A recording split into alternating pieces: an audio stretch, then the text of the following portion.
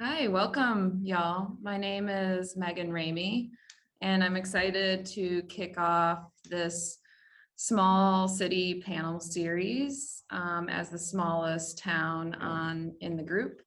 My presentation is called Hood River, Oregon, Small Postcard Town, Big Blank Canvas. So a little bit about me. I am the founder of bikeabout.com. We just published a best bike ride of Pittsburgh. You should check it out. I call this my 7-year petri dish of seeing if my hobby can make me any money. And here's another laundry list of hats that I wear. Most importantly, as a train conductor, bike train conductor, and that's where I'm wearing my sparkly blazer that I also wear when I conduct the train. Personally, I am a professional bike camper and picnicker. I am a disciple of KEXP, the best radio station in the world, and I love nighttime biking. I secretly kick ass at cyclocross. Here's a photo of me with my daughter. We're donning our second place medals at the state championships just a couple weeks ago. Here is my overview of my presentation.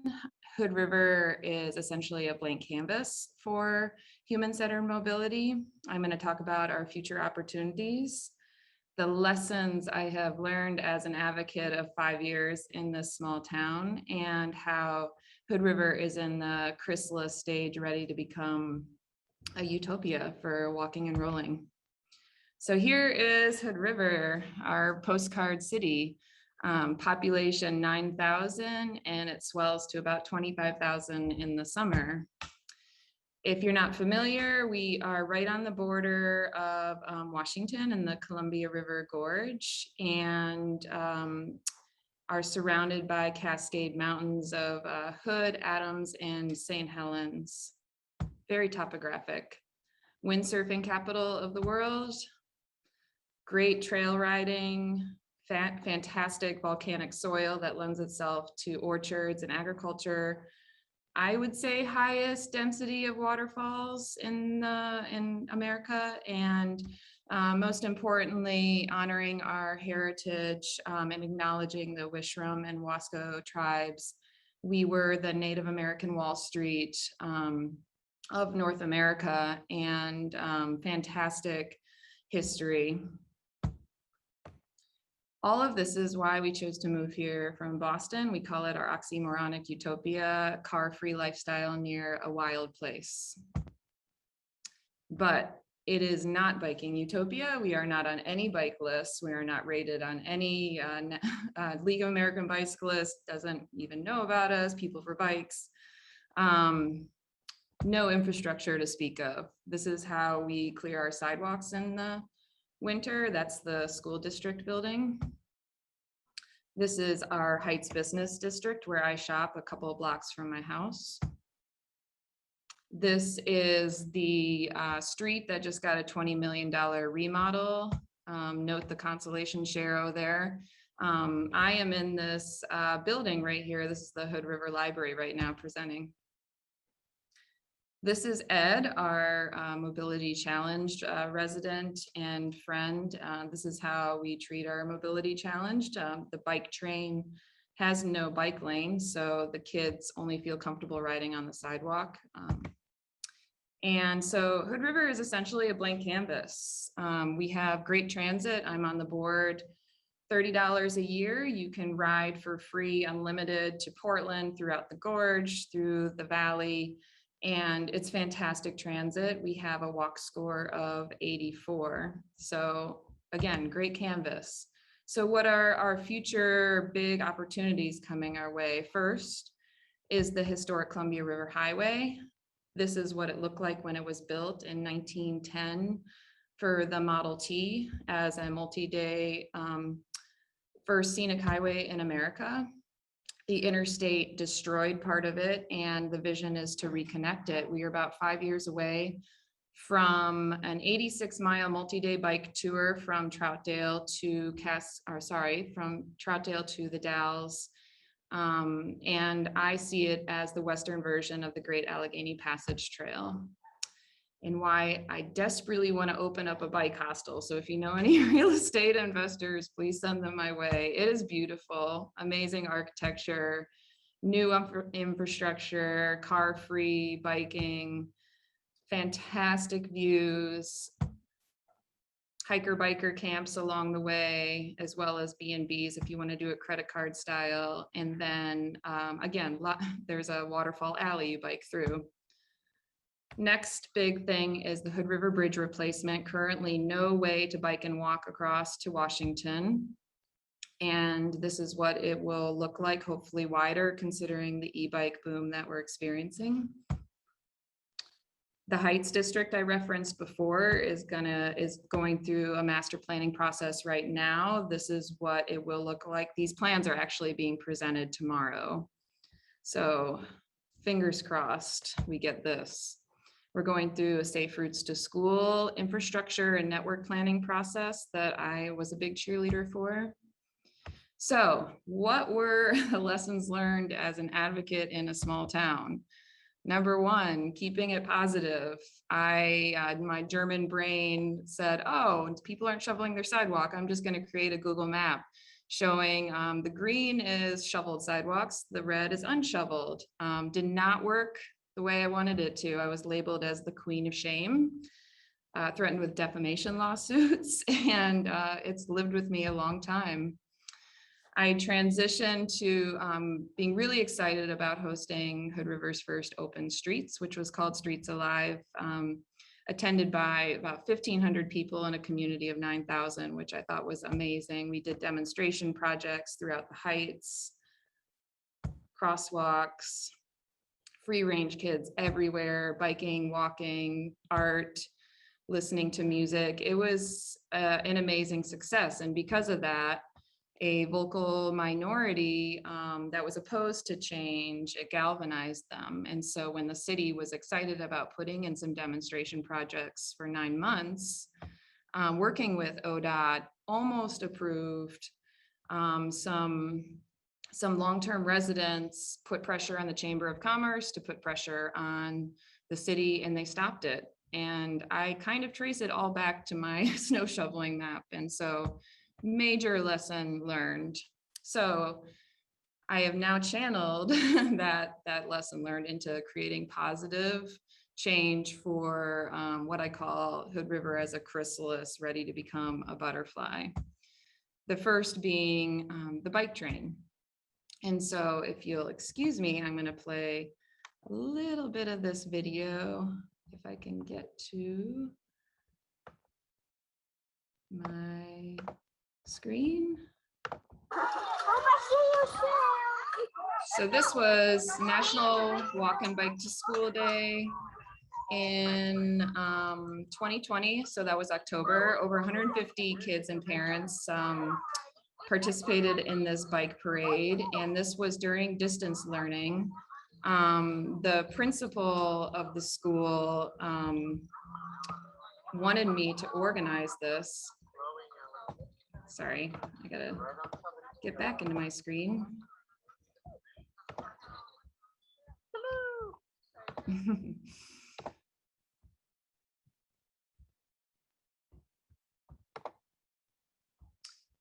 The principal wanted me to organize this because they hadn't seen the kids for 6 months, and here he is crying, tears of joy. All the teachers in the background are clapping as the 150 kids rolled by. It was such a joyous event and laid the foundation for a bike train. And so when school was back in session in spring, he approached me and said, I want you to start a bike train. I was like, okay. Volunteer hat on, designed these routes to help kids get to school safely with these volunteer conductors that are just amazing. And we've learned as we have gone about volunteer mindset, being a shepherd, learning the kids' names, being Ted Lasso, and dealing with a wide range of personalities, being a good listener, sticking to a schedule, rolling with it when things happen, treating the kids as your own, and then letting your principal be your biggest cheerleader. and joy ensues. These are the kids after school popsicle celebration. Our mayor joined me for one of the bike rides to school. You'll see her later. And parents were energized by the bike train, had a really high participation rate for our Safe Routes to School walk audit. And then you get to have daily interactions with little girls like Mariah, who is got so many little quips. This is her little, this is her Wolfie that she takes to school in her baby carrier, and she's just so much fun. And all of that success led to, I received a $20,000 grant with ODOT to expand the bike train, start a safety rodeo curriculum within the PE class, and then partner with our Free Bikes for Kids program to donate bikes to underserved kids and their parents. And my husband happens to run that program, so that's great. And so we have expanded the 2 bike trains to include a walking bus to get kids across that Heights district I referenced earlier, the 12th and 13th Frogger intersections. And then for 2021 Walk and Bike to School Day, the principal, knowing his heartburn over telling parents, hey, we don't want you to drive or park down this street when during school drop off and pickup, because this is the walking biking entrance.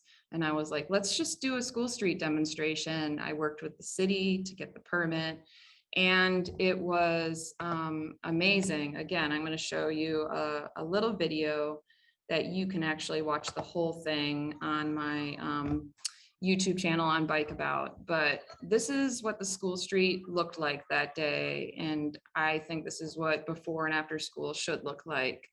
Parents socializing, kids running around, not worrying about getting hit by a car. And it was perfect. And the city council is probably adopting it as a permanent practice. So lastly, just this past Friday, I was part of a policymakers e-bike ride and helped organize it. The couple that took this picture happened to be on their first e-bike ride as well. And when I was talking about e-bikes are cheating and cheating at life, she just kind of burst out and said, like, yes, and started crying, said it has changed her life. I'm getting teary now. Changed her life, and that this is how she was going to live the rest of her life.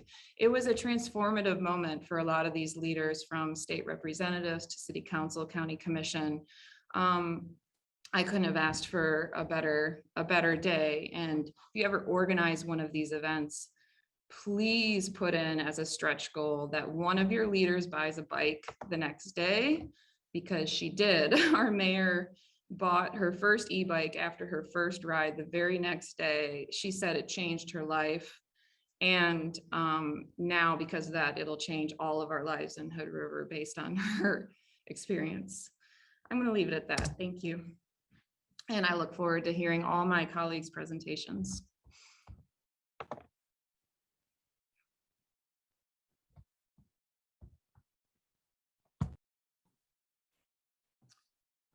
I think I'm next. Is that correct? You are. You're Okay. also next in population size. I'm Brian Schilling. I'm the Pathways Coordinator for the town of Jackson and Teton County. And just making sure that my screen is sharing. And that means that I'm in charge of all of our active transportation infrastructure in the greater Jackson Hole area. So bike lanes, sidewalks, well, pathways, and new infrastructure, which is one of the things I'll be talking about today. So Jackson, if you're not familiar with it, it's located in the northwest corner of Wyoming. It's considered sort of the gateway community to Grand Teton National Park and Yellowstone National Park.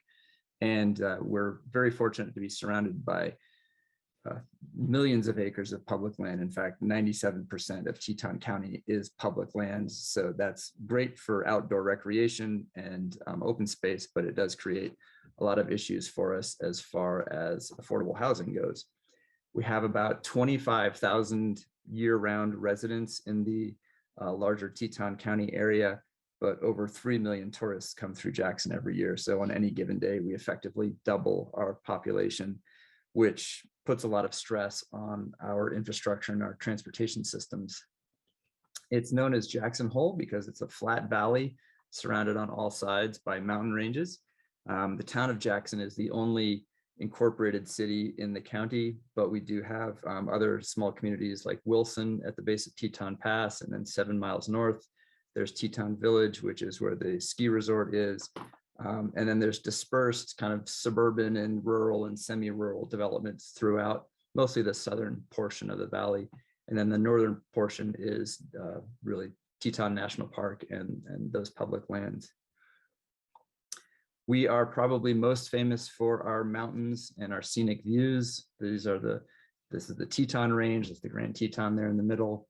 We're also famous for our wildlife. We have one of the only intact ecosystems, especially for megafauna in the lower 48, and migration corridors from Canada on down to New Mexico pass through Jackson Hole. So that's one of the primary reasons people come to visit us, is for our wildlife.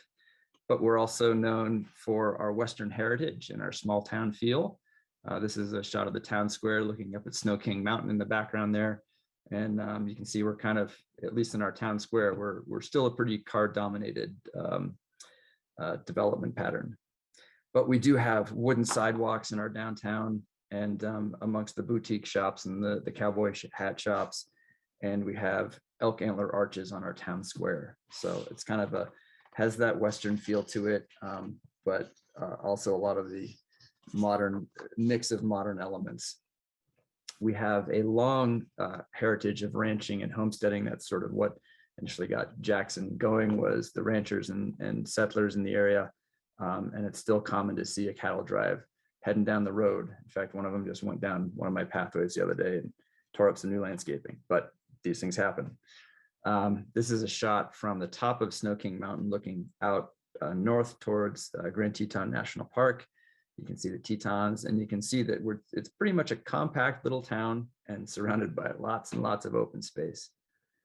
More recently, we've become a great place to, we have a strong history as a destination for outdoor recreation, such as skiing, mountaineering, lots of mountains to climb, and then canoeing, camping, hiking, hunting, fishing, any sort of the classic outdoor activities that you associate with Western mountain towns.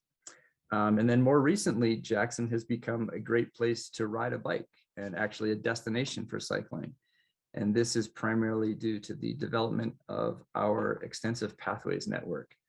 What our pathway system does is it provides people of all ages and abilities a choice for how they travel throughout the valley, whether it's for recreation or going to work, going to work, going out to the West Bank, or getting to school on a rainy day. Wherever people need to go in the valley, they have the ability to make that trip safely and comfortably without having to use their car, which is fantastic for the quality of life. Hasn't always been that way. This is a shot from north of town along the National Elk Refuge. When I arrived in Jackson in 1994, there were no pathways. And if you were willing to risk riding on the highway, which I did do for many years, you could probably expect to get buzzed by someone in a pickup or an RV. Pathways movement really got started around that time that I showed up. I wasn't one of the original founders of the Pathways movement. It was a dedicated group of local residents who advocated for better walking and biking conditions, and really started with lobbying our local elected officials and trying to identify funding sources and all the elements that go along with a grassroots advocacy campaign. Then in the 90s, there were a couple high-profile tragedies in Grand Teton National Park, one involving a 13-year-old girl, Gabrielle Axelrod, who was killed by an inattentive driver while she was riding bikes with her family. And these two events really kind of galvanized the community's efforts, and it focused our elected officials and helped garner the needed agency support for pathways in Jackson Hole.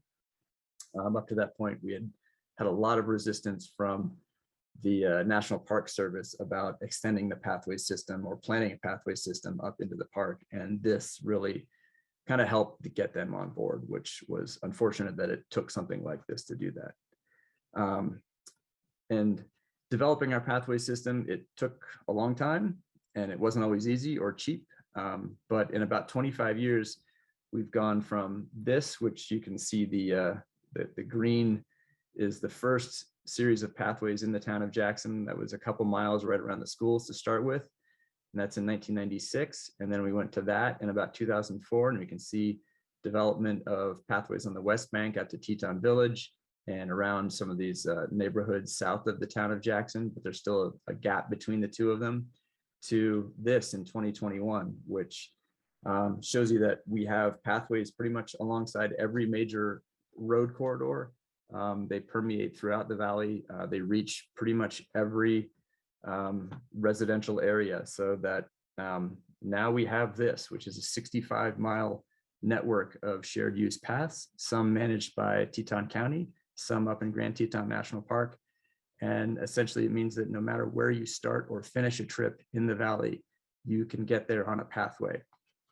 So you can go for a recreational ride from Jackson up past the National Elk Refuge up to Jenny Lake in Teton Park, or you can go for a ride with your friend across the Snake River on a dedicated pathway bridge.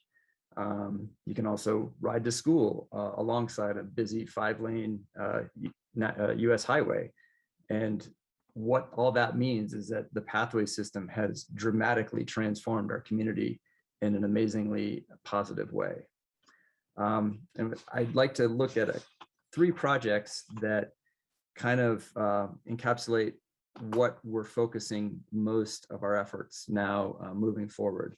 So for the most part, our pathway system is pretty much complete in terms of the framework along those major road corridors. With the exception of a couple, we've got some infill projects to do, and we have some intersection upgrades, and there's always ways you can improve your system and make it safer. But where the obvious gap is once you get into town, this is a close-up of the town of Jackson, and the green lines represent our pathway system. And there is other infrastructure in the town of Jackson that I haven't highlighted, but this is sort of to demonstrate this point of, we have pathways kind of entering the town from various directions. But once you get into town, that's where we still need to find ways to continue that same level of comfort and safety for people to get to their destinations. And we can't really do separated pathways on those streets. So the question is, what is the appropriate facility choice, and how do we make those connections? So the first project I was going to look at is along this Highway 89 corridor, although it says 191, we call it 89. But picture that we've delivered people to this intersection here at 191 and Highway 22. It's a very busy 6-lane intersection, and they've been on a pathway up to that point. And so what do we do with them at that point, and help them get to kind of the lower volume, less stressful streets, more in the downtown core of Jackson, where it's much easier and more comfortable to ride just on the street.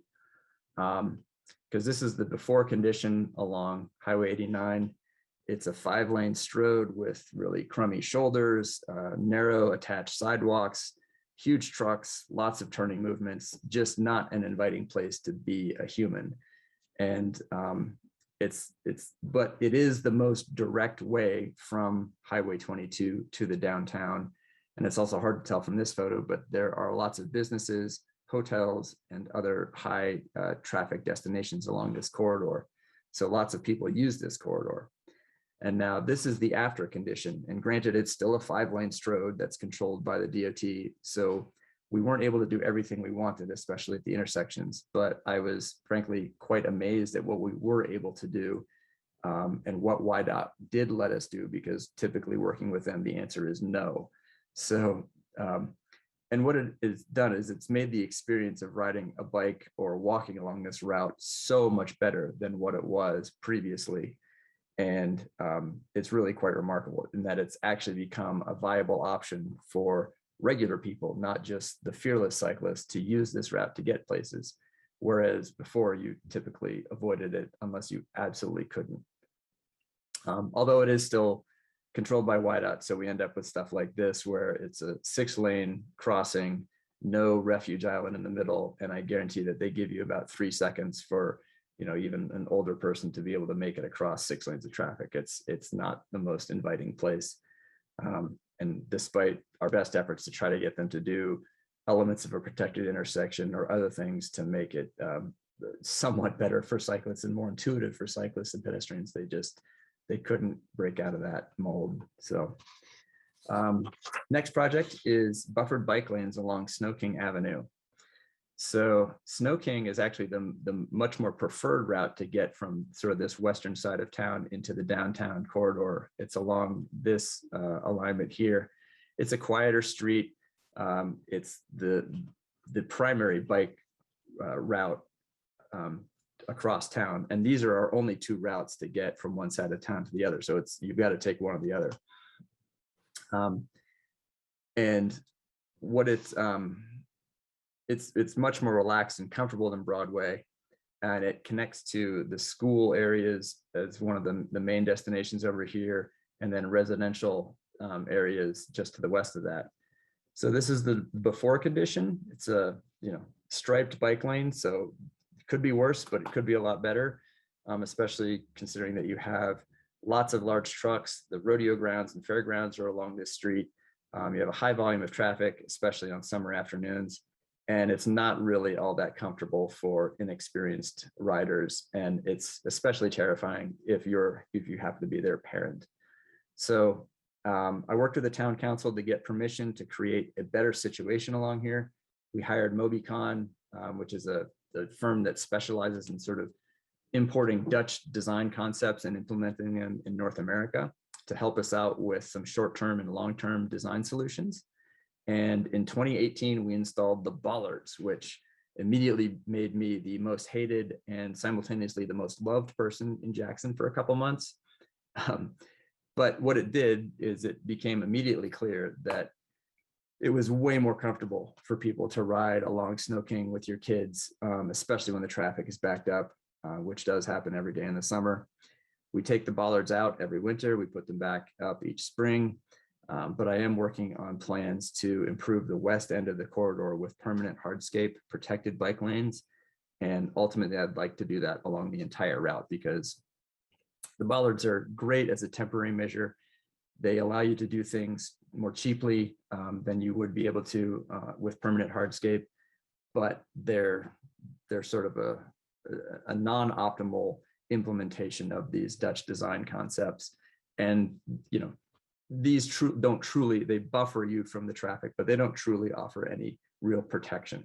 But it is quite impressive, like the feel and the added comfort that people have now that we have the bollards in place.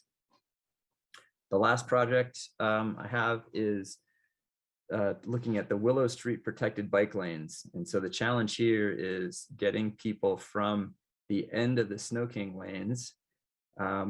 One other thing about the Snow King bike lanes is that connects directly to the Garriman pathway, which was the first pathway we put in Jackson. It's a lovely trail. It was the one in the first slide with a little girl riding alongside the creek, but it's also the only safe way to get from that south end of town, or this whole west end of town, into the east end of town. So that's connecting to that is a critical goal. So for the Willow Street bike lanes, what we are trying to accomplish with this project is to go from the end of the Snow King lanes up to where the North 89 pathway heads north from the town of Jackson and up into Teton Park. And what we're also trying to do is avoid this busy area right around the town square in the center of town. That's lots of commercial traffic. That's where the US highway takes a left turn at the town square. It's not bike friendly, and there's just too much going on in that area. So we're trying to get people to kind of skirt the edge of that, but still connect up to that pathway. There are a number of destinations along this pathway, including Philbox Park and the trailhead at the base of Snow King Mountain, the Snow King Resort itself, the rec center, the Jackson Elementary School, a new housing development here, large multifamily housing development, the visitor center, lots of small businesses and the town and county admin offices along the route. So there are many publicly accessed destinations along the corridor as well. These are the existing conditions, and as you can see, it's fairly quiet. It's a nice street, but it really lacks any sort of formal infrastructure that prioritizes bicycling and walking. It's just kind of your standard car first, 2-lane street with parking on both sides. One of our key elements with our comprehensive plan is identifying routes where we consciously prioritize active transportation modes above vehicular travel. And given the destinations along this corridor and the fact that it's a block or two over from those much busier streets in the commercial core, and that it's close enough to where people want to go, but not too close to be right in the mix of that, this route was really the obvious choice to prioritize those active modes. So we recently got permission from the town council to proceed with the planning and design for protected bike lanes and then connecting pathways to get us up to the North 89 pathway. And then just a couple weeks ago, we gave it a test run on Willow with some protected bike lanes for bike to school day. So we pulled all of the parking off the street for 24 hours and we set up temporary cones to create those temporary bike lanes. And it was a huge success. All the kids and parents, they instantly got how to use it. Although I did have to put up bike lane because a lot of people thought we were just doing a construction project here at first, but they really, it was intuitive and it was easy to use. And one of the things that really surprised me was how quickly the parking demand just sort of evaporated, and that there wasn't a lot of fuss and that the town didn't implode because we couldn't park on the street for a couple of days. So, and that was one of the main things that I was worried about. But overall, it was a very cheap, very easy way to demonstrate how just like a simple tweak in how you allocate your street space can make a huge difference in how a street feels and how inviting it is to people of all ages and abilities. And that's all I have. So thank you very much. Awesome, Brian. Thank you. It's wonderful to see Yang here next.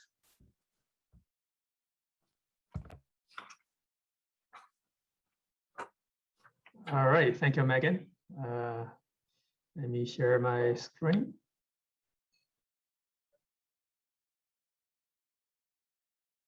Okay, I'll go for the full screen mode. All right, so everyone see the screen okay? Thank you. Okay, good day, everyone. My name is Yan Tao.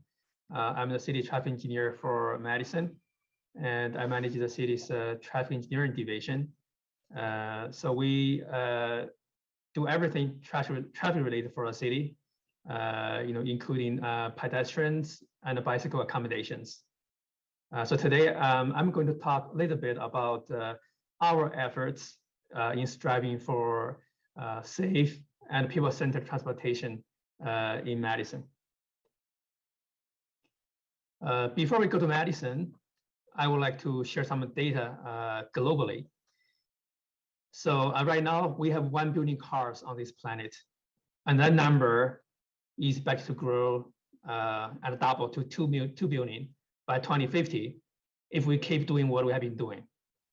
And 70% of fuel energy is lost in inefficiencies. And the transportation sector is responsible for 23% of the greenhouse gas emissions. So that's the energy related ones. Does not count for other use such as agriculture. That's still a lot. And 1 billion people on this planet right now still have no access to a paved road. And 1.4 million people lost their lives every year due to traffic on the road. So I think everyone will agree with me that the status quo is not really good. So we really need to rethink about a couple of things. One is space.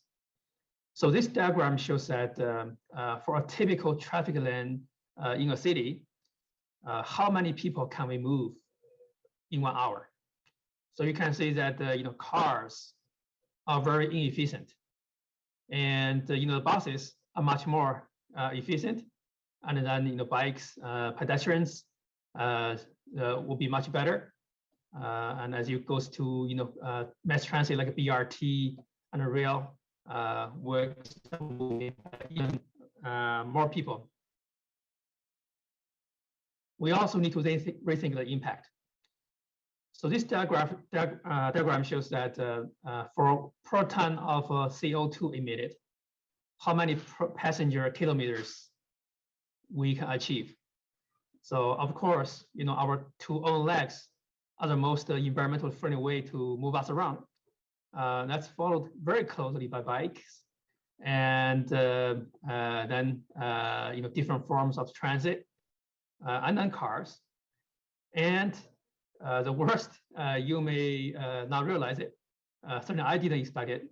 It's the motor scooters.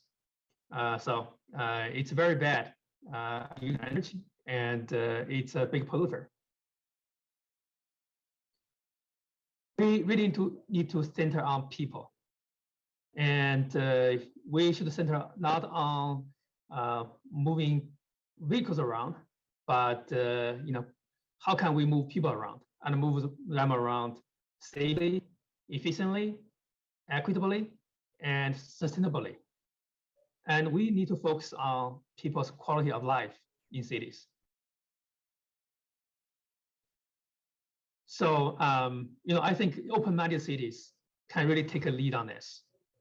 I can also argue that for Madison, we don't even have no other viable options. So Madison right now, in city limits, we have about 250,000 people. So we're not really exactly a small city, more like medium city. Serves nearly 750,000 of people in the greater Madison area. So they heavily rely on a city that was built on narrow isthmus, surrounded by the beautiful lakes, and we have to move them around.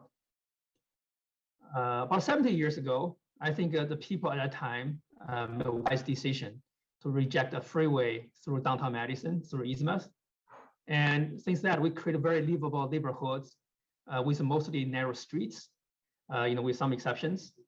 And we don't have room to expand our lanes, to expand our transportation system. So we really need to find a way that's most efficient in moving people, and also to protect our beautiful lakes. We want to be very environmentally friendly. So the Madison area is also the fastest growing region in the state of Wisconsin. So there's a lot of pressure to accommodating the growing and a growing number of people here. So over the years, we really had to innovate and do something different. Now we are the second safest city to walk in the United States. That's among the 100 largest metropolitan areas in the country. And we recently got a gold level status for a walk-friendly community. And we have been one of the only 5 platinum level bicycle-friendly communities in the country. And for a city of our size, we enjoy high transit use. As I mentioned, we are really trying to build the streets for people to move them around instead of the metal cages that people sit in it. We have been building a lot of really good pedestrian facilities, not just for good weather, but also for snow days when everything is covered. To really use really good signing, marking, signal accommodations, and also accommodations for those who are visually impaired and those who are otherwise disabled.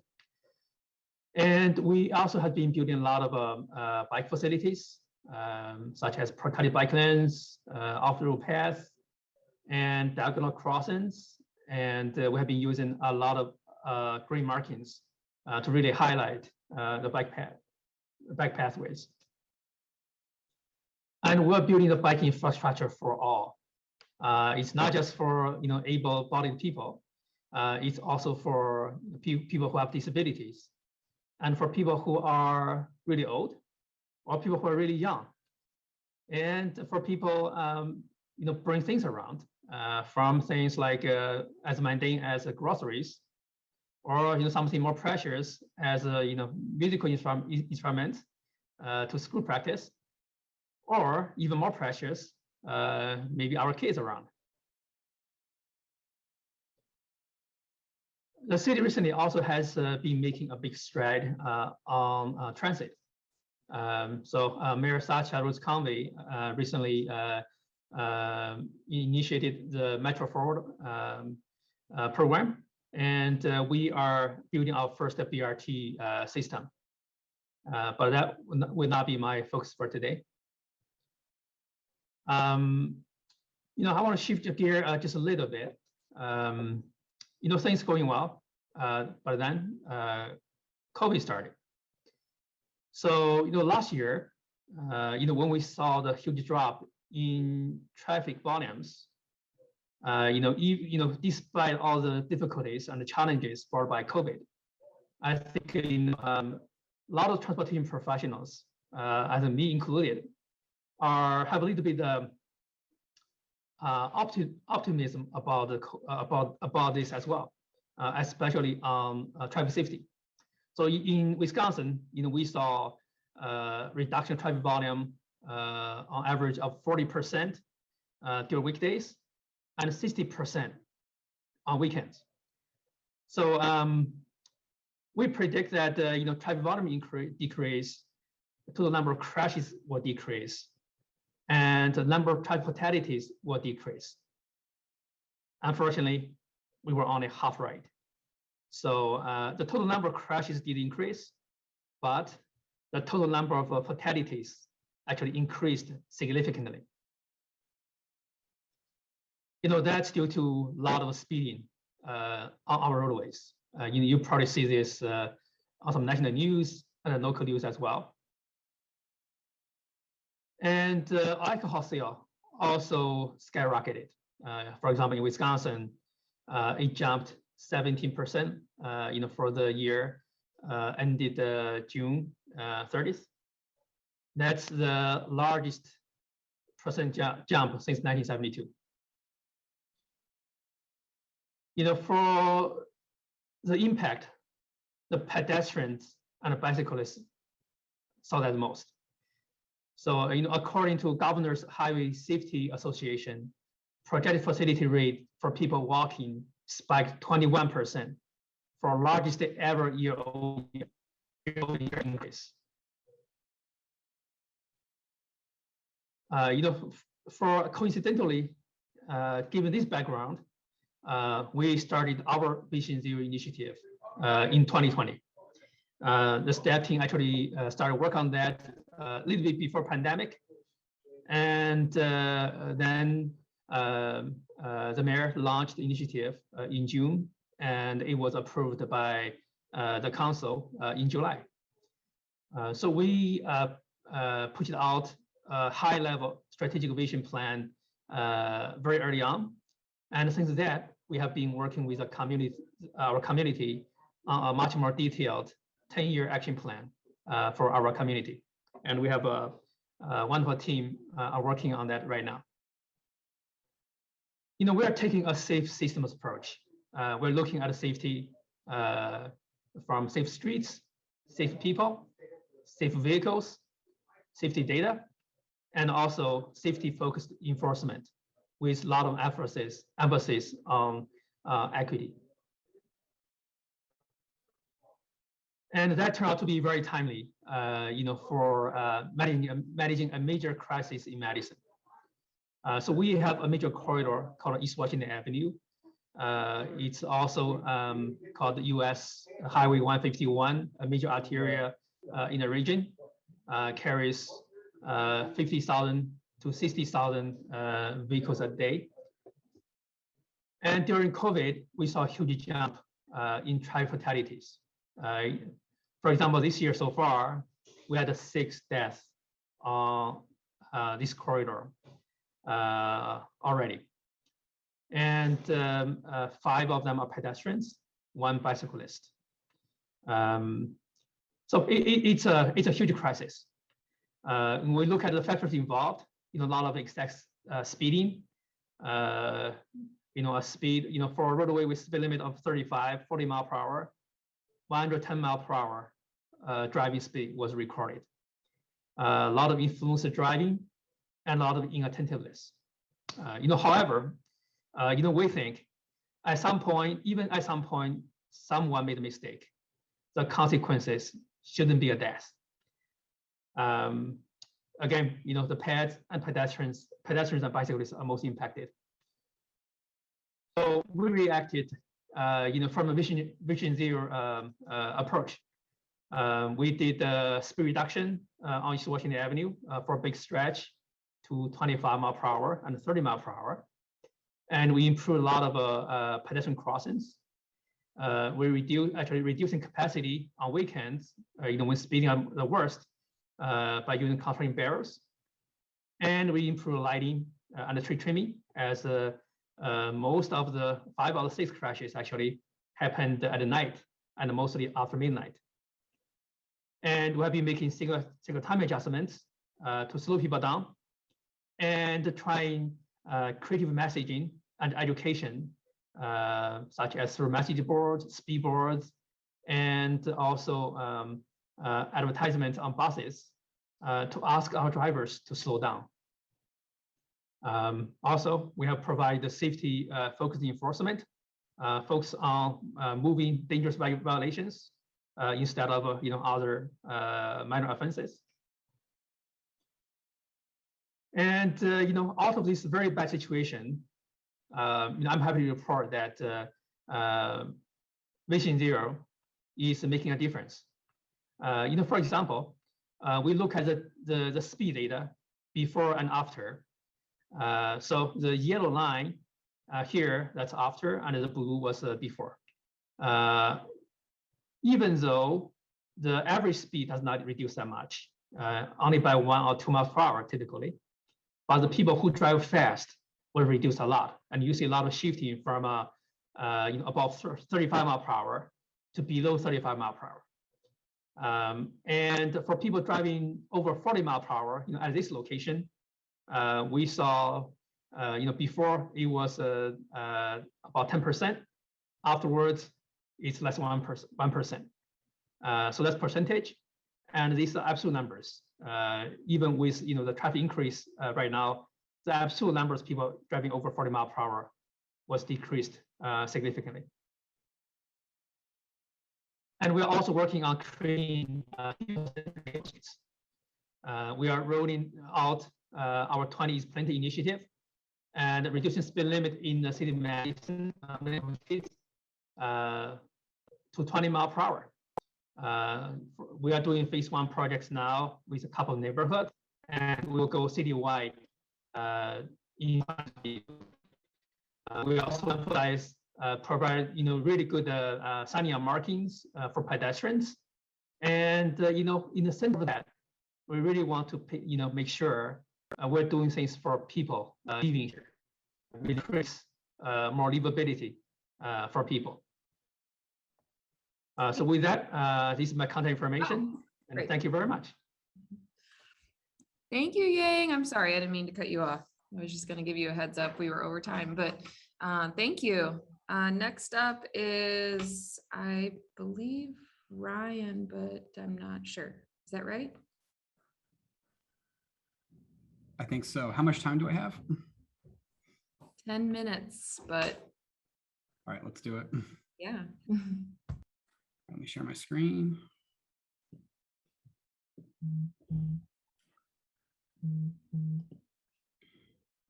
Okay. All right.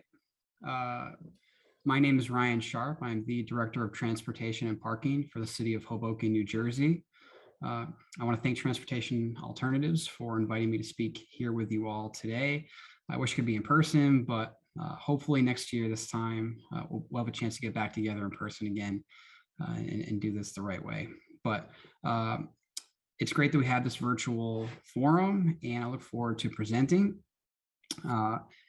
Over the next few minutes, I'm going to walk through a presentation that describes Hoboken's 10-year journey to becoming a Vision Zero city, and hopefully along the way provide some guidance to how other small cities could possibly approach becoming Vision Zero cities themselves. So one of the challenges that Hoboken faced early on a couple of years ago when we first started thinking about becoming a Vision Zero city was, how do we as a small city dive into this initiative that seemed like it was something that only larger cities had the resources to do.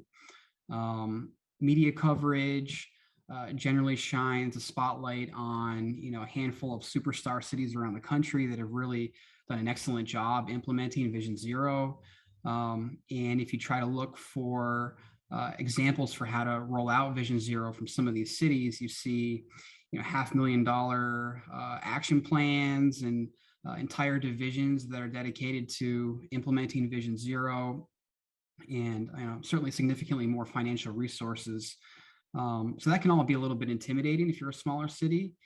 And the question becomes, how do we do this in a scalable way while still trying to achieve a similar goal? And I think that the perception that smaller cities, may not have the resources to do Vision Zero is problematic, just because of the basic math involved here. 7 times more people live in small cities than large urban centers, and out of over 1,500 incorporated places in the U.S. with 25,000 people or more, only about 5%, so only about 87 of them have a population of 100,000 or more. Our friends Madison, I think, are above 100,000, so we'll count them as a small city for today. But the point being here, if we really want to achieve Vision Zero at a broad scale across the entire country, we want to eliminate traffic violence, then we can't just have this become something that's done by the 5% of big cities around the country. We have to be able to focus on scaling Vision Zero down so the other 95% can also pursue Vision Zero in some form. And that brings us back to Hoboken, which is definitely a small city at 1 square mile. We're not very big in terms of geography. We have 60,000 residents as of the most recent census numbers, only 32 linear street miles. For perspective, Hoboken's entire city budget for 2021 is about $125 million compared to the New York City Department of Transportation's 2021 budget, which is about 1.1 billion with a B. So just the Department of Transportation in New York City has a budget about 10 times the size of Hoboken's entire city budget. So that's just one of the challenges that Hoboken faces, and many other small cities would face when looking to implement a big vision initiative like Vision Zero. So if you're a smaller city and you're looking to do Vision Zero, and this is important, and you have the leadership in place that wants to pursue eliminating deaths and serious injuries that are traffic related in your community, I think a really good strategy is to start small, and that's how things kicked off in Hoboken, going all the way back to 2009. Implementing pilot programs or low cost, quick implementation, but high upside and potentially high impact interventions like corner daylighting with vertical delineator posts. I think Hoboken was like a pioneer of doing this back in 2009, or adding bike corrals as daylighting, or painted or epoxy gravel curb extensions, as you see in the bottom right photo here. These were all, again, inexpensive, quick implementation treatments that provided safety improvements back when there was no Vision Zero in Hoboken, and the community as a whole had strong support for pursuing something that looked like Vision Zero. And so this was like the early stage for kind of building momentum towards Vision Zero down the road. And if you're a small city and you want to just jump right into Vision Zero, this is certainly one way that you can start with baby steps. So after Hoboken implemented some of these smaller pilot projects, it built a lot of community support, and there was more support for actually adopting a formal complete streets policy. And back near the end of 2010, Hoboken became, I think, the second city in New Jersey to adopt a complete streets policy. And it was done by resolution of the governing body. And basically that policy stated that whenever a public street in Hoboken was going to be repaved, resurfaced, reconstructed, that it had to be designed and constructed as a complete street whenever possible. And there's additional language in that policy that explains what all that means and provides a little bit more teeth for implementation. But the important thing is that the complete streets policy served as the foundation for and really a jumping off point for Hoboken's several year transition into what became the precursor of its Vision Zero program, its complete streets program. And so one of the first things that we did after adopting the complete streets policy was to basically put a strike through the name of our annual resurfacing program or pavement management program. And we immediately began calling it our complete streets capital program. And that was one way that we were able to leverage funding for a program that already requires coming up with construction plans and striping plans. It's already funding that's allocated for improving our streets and leveraging that funding to go the extra mile to start integrating some of these safety improvements that were important to the city of Hoboken, the administration, the governing body, and certainly the general public. And over several years, this has resulted in tremendous success in implementing complete streets. There's been over 140 curb extensions that have been built in 1 square mile in Hoboken during that time. There's been over 13 miles of bicycle facilities, both combination of protected and unprotected bike lanes, which equates to about 40% of Hoboken's linear street miles. And there have been many other improvements as well. And most of that comes out of this program. And really any small city in the country that has a pavement management program or an annual resurfacing program, you're probably getting funding in terms of grants from your state or from other resources. And so this is a great opportunity to kind of begin building your momentum to achieving a Vision Zero goal, whether you have a formal Vision Zero program or not. And so again, in terms of a small city kind of building up a Vision Zero program from scratch, a resurfacing program that gets converted to a complete streets program will do wonders in terms of improving the safety of your streets in general. But if you're a small city, you probably also have a main street or a handful of collector or arterial roads that have a disproportionate weight in your street hierarchy. And so these are streets that warrant additional investment. And if you were to do your own Vision Zero action plan, almost certainly these streets would show up on your high injury network because of the traffic volumes on these streets, because of the higher pedestrian volumes, and just the overall amount of activity here lends these streets to being having a higher likelihood that you're going to have more conflicts, more collisions, and more injuries. So Observer Highway in Hoboken in 2015 was the first example of Hoboken going big with a much larger investment, $1.8 million, thanks to a federal grant, to invest in major safety improvements on one of the heaviest traffic volume streets in the city. Observer Highway, if you ever drive into Hoboken, is basically the southern gateway into the city from the Holland Tunnel area. I didn't mention earlier that Hoboken's located directly across from Manhattan, so we're very close to New York. But Observer Highway was a chance to kind of piece together a lot of the individual complete streets components that had been implemented through our resurfacing program over the last several years, and essentially build out the first complete street road diet in New Jersey, converting a classic 4-lane undivided highway from 2 lanes in each direction to 1 lane in each direction, plus a center left turn lane, a 2-way protected bike lane, and a new pedestrian walkway, which there were no previous pedestrian facilities on one whole side of the street. There were pedestrian islands added, and overall, the feel and the real safety improvement from doing this project has been very popular and instrumental in helping us get to zero for Vision Zero. Then there's Washington Street in Hoboken, which would be considered Hoboken's main street. And again, if you're a small city, you probably have a main street that's like Washington Street that has a high amount of commercial or retail activity. And this would be somewhere where, if you're a small city, you're probably going to invest the most amount of resources that you would in a street because of the economic vitality, the streetscape improvements.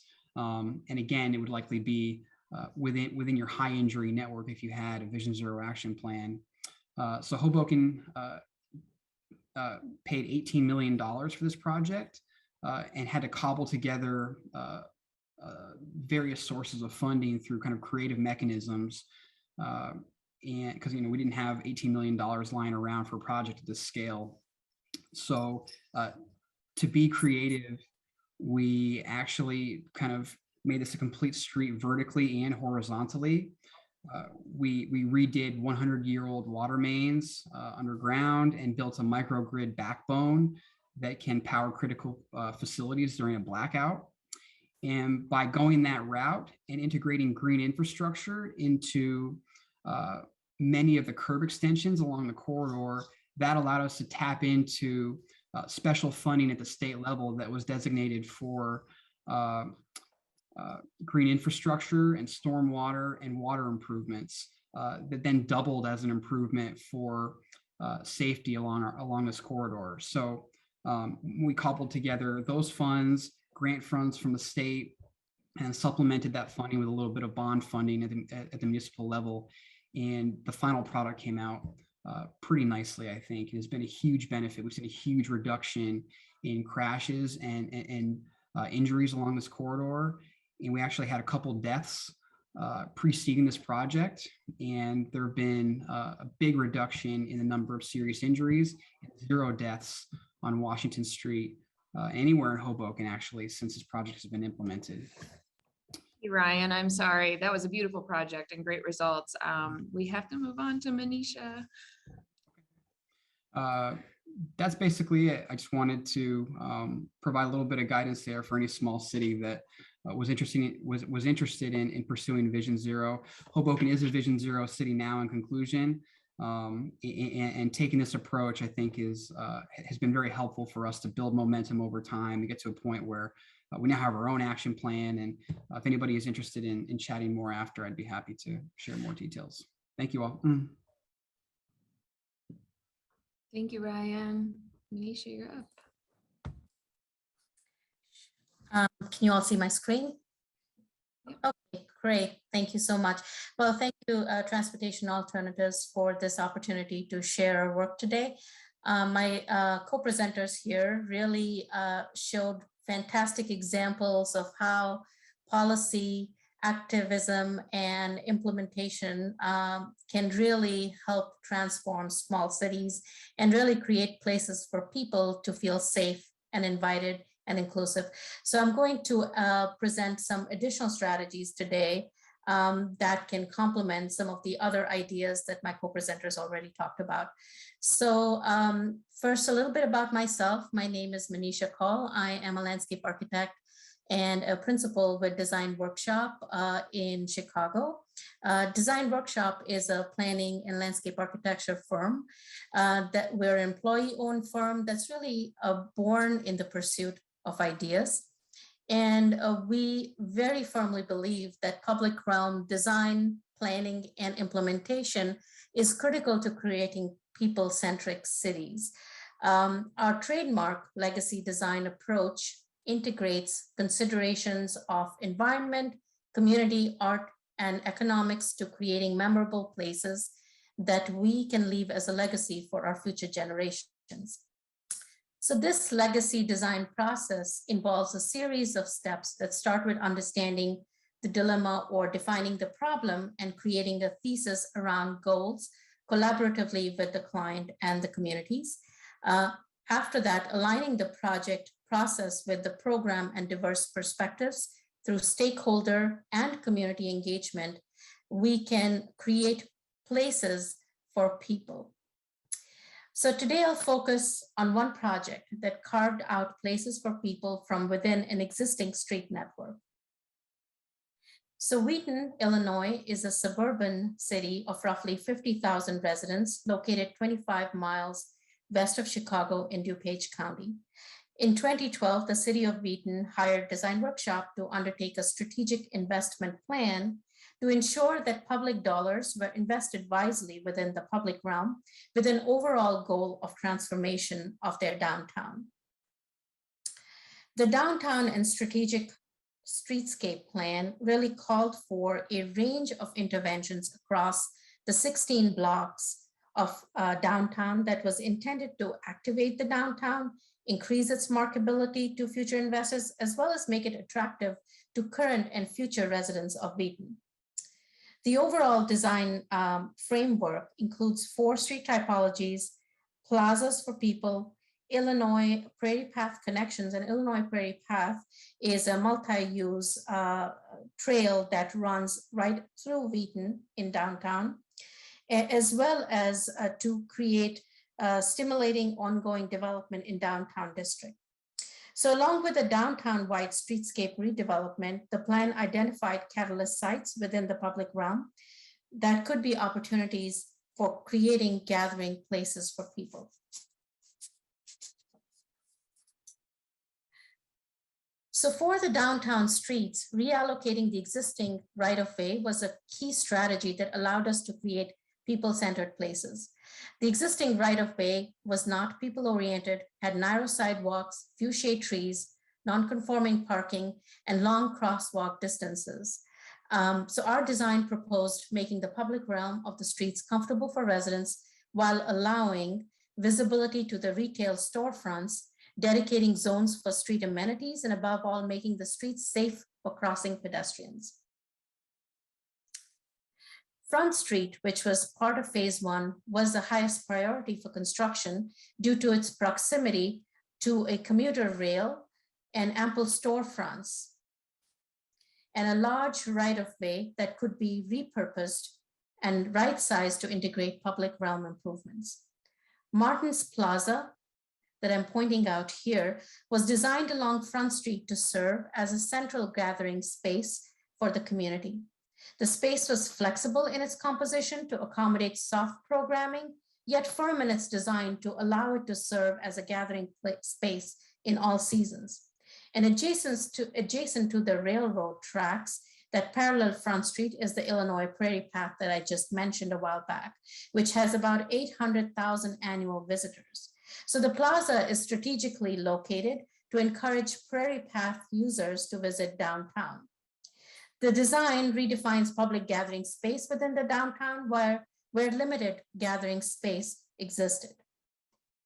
The dynamic plaza space creates a powerful visual beacon and relaxation opportunity for the residents. Anchored on opposite sides of the Wheaton Martin Plaza is a water feature and a fireplace that greet visitors and passers-by as they drive. The falling water from the rain-inspired urban fountain provides cooling in the summer, while The warmth of the chimney-inspired fireplace monument allows people to extend their downtown experience for the winter months. Carefully positioned trees, a custom rail system of planters, and low-level catenary lighting help frame Martin Plaza while softening views of existing buildings and buffering the plaza space from the street, making it safe. The investment options for a 16-block area range from about 29 million to over 53 million. And the opinion of cost was based on material choices that was provided to the city of Wheaton as a decision-making tool to ensure responsible investment of public money. The market investment was a key priority for strategic plan. So by encouraging infill development, Wheaton has now attracted new residents along with increased retail in income. New downtown apartment buildings offer proximity to walkable amenities and public transit. The public realm improvements have been successful in drawing businesses and visitation to the district. By attracting new residents and offering a better mix of experiences, new energy is evident in downtown Wheaton today and is projected to grow in the coming years. The residents are benefiting from an improved public realm and complete street design that improves safety, encourages walking and biking, creates a sense of place, and improves social interaction through thoughtfully integrated public spaces. The first 3 phases of implementation have drastically changed the ecological fabric of Wheaton's urban environment. The improvements have created over 36,000 square feet of canopy coverage, nearly 14,000 square feet of native plantings, and only projected to grow with the next phase happening as we speak. So while the business owners felt it was critical to maintain parking counts throughout the downtown district, its metric was balanced with goals to increase the sidewalk width throughout. Angled parking was reconfigured to align with through lanes, allowing for wider sidewalks and reduced crosswalk distances. To accommodate the popularity of biking, particularly of the Illinois Prairie Path, secure bicycle parking was provided at a rate of at least 1 space per business. And in the 4th phase of implementation, which is happening right now, we're adding additional covered bike parking as well as pedestrian plaza spaces for bikers from the Illinois Prairie Path. The street is thought of as a linear public plaza, a place to recreate in downtown. And therefore seating is provided at a minimum of 5 benches per block face, and trash cans are provided at each street corner as well as at mid-block and high traffic areas. Thoughtfully selected site furniture, paving, planting material, and lighting are all seamlessly integrated into the existing historic character of downtown. So this metrics-driven approach as a strategic economic development tool has transformed downtown Wheaton to a people-centered downtown, creating opportunities for new transit-oriented development and ensuring economic viability for the future generations and future people that will move to the Wheaton area. So thank you. That's all I have for you today. I'm happy to take any questions. Thank you, Manisha. We're gonna go a little, well, we're already almost at time, but we're gonna try and do some questions. I'm going to kick it off with a question for the group, but also a plea. And I was wondering if anybody has the Designing Streets for Kids book from NACDO. I just read it. Kids biking and walking places are personal passion. My question is, has anybody read and or implemented any of those designs? And extra credit, because I'm very curious on how to do this, has anybody engaged children within the design process?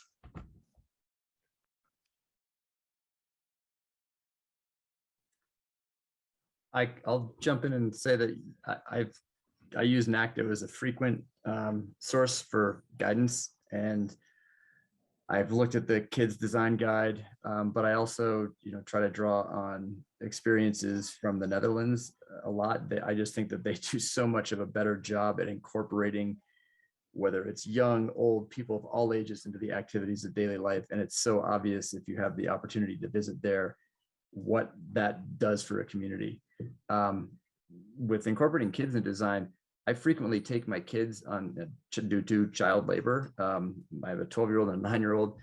One of the projects we did last year related to COVID was extended our pedestrian areas around the town square and connecting to the primary parking lot just north of the town square by using planters that we made out of recycled pallets and just going into the street, converting the streets to one way. And so watering those planters, setting them up, pulling the bistro tables that we got into the right of way, really transformed that space. And I was able to take my kids down there to do the watering, and then we'd go get ice cream afterwards. But just to have them in the middle of the street was unthinkable a year ago. But just by putting those planters and other elements into the street and kind of breaking down that barrier between sidewalk and travel lane made it safe for them to be there. So stuff like that, bringing your kids along on those expeditions can be a good learning experience. I also employ that tactic. Anybody else? I can add something to that, not necessarily in the Wheaton project, but in some of the other projects that we've worked on.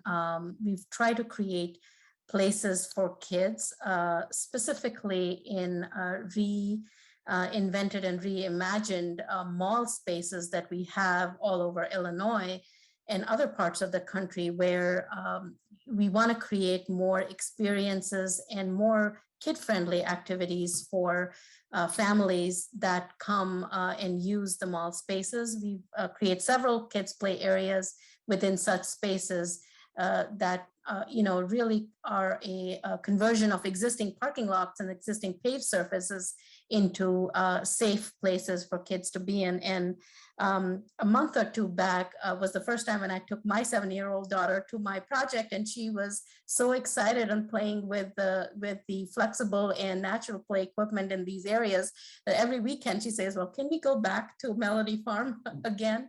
So such an important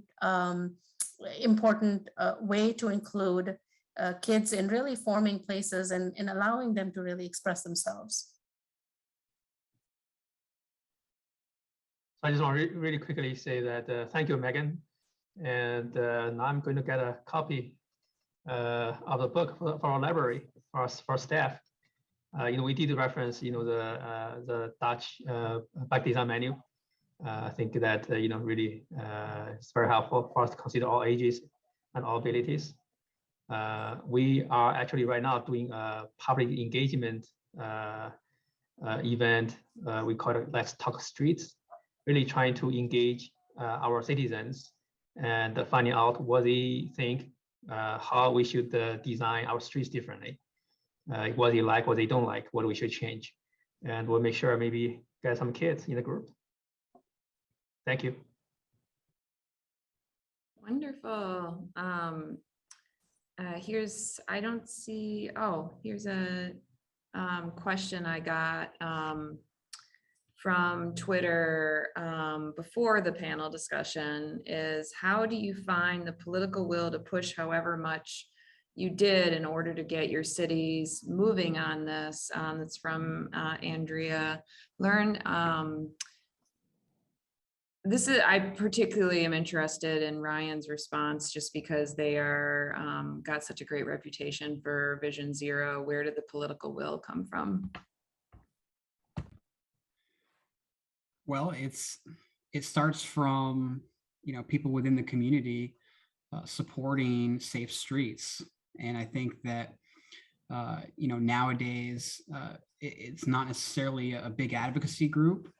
I think it's really important for small cities, right? We don't, like in Hoboken, unfortunately, we're close to New York, but we don't benefit from, a huge organization like Transportation Alternatives, right?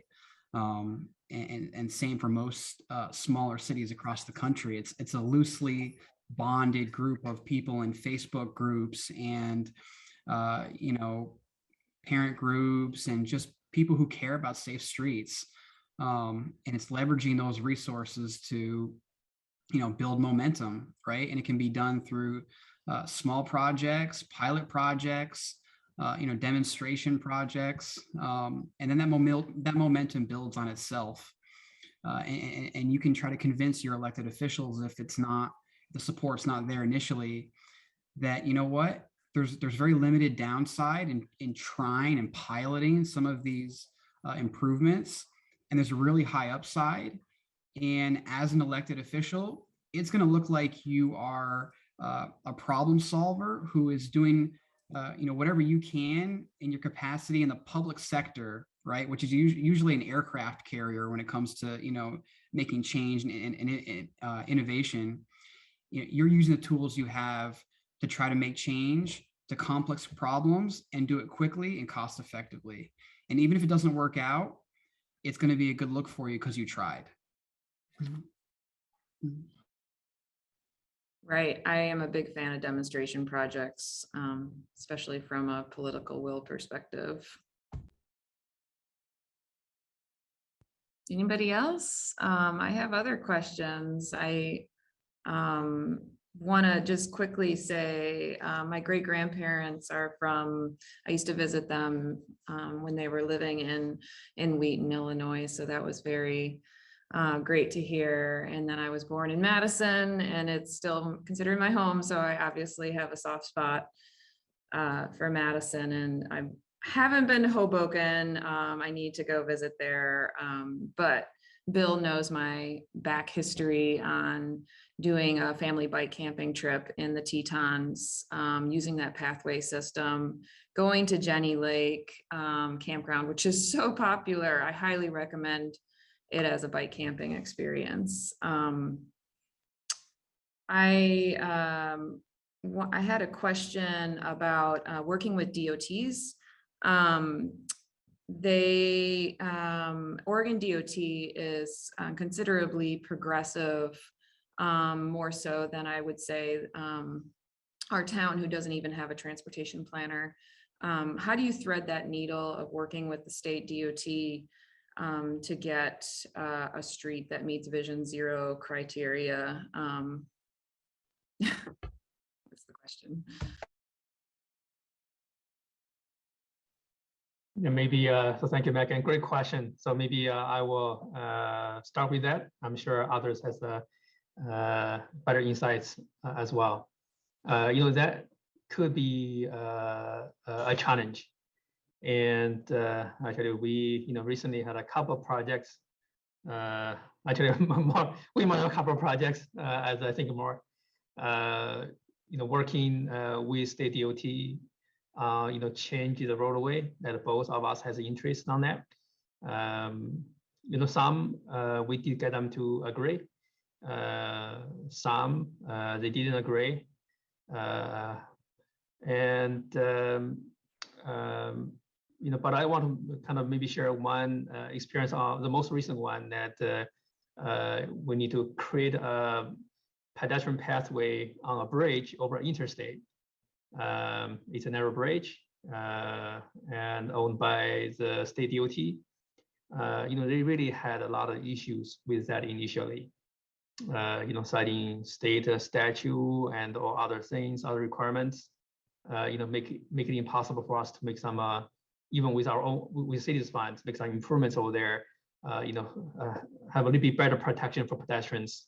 Walking along that bridge.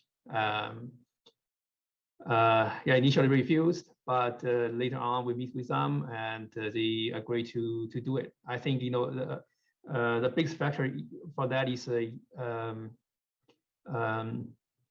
listen to their perspective and really try to find common grounds that they can take. I think you really need to understand where their concerns are and come up ways to address those concerns and try to collaborate.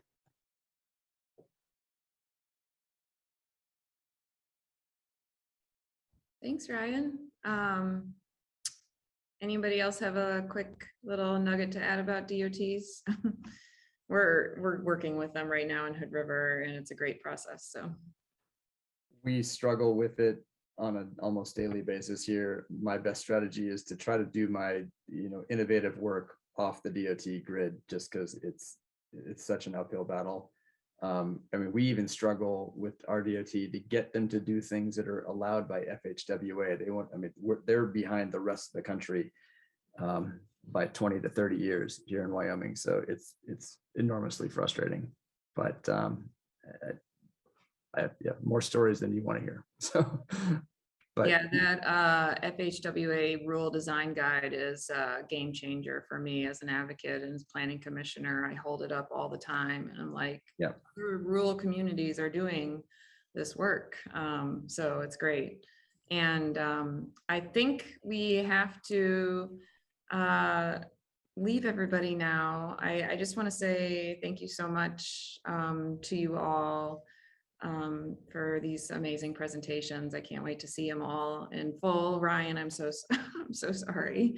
And I just want to leave on a parting plea. If anybody hasn't read Angie's right of way book about the pedestrian fatality epidemic currently, it'll give you a whole different perspective, and it's a great book to read in terms of Vision Zero and small city design. So thank you so much, everybody.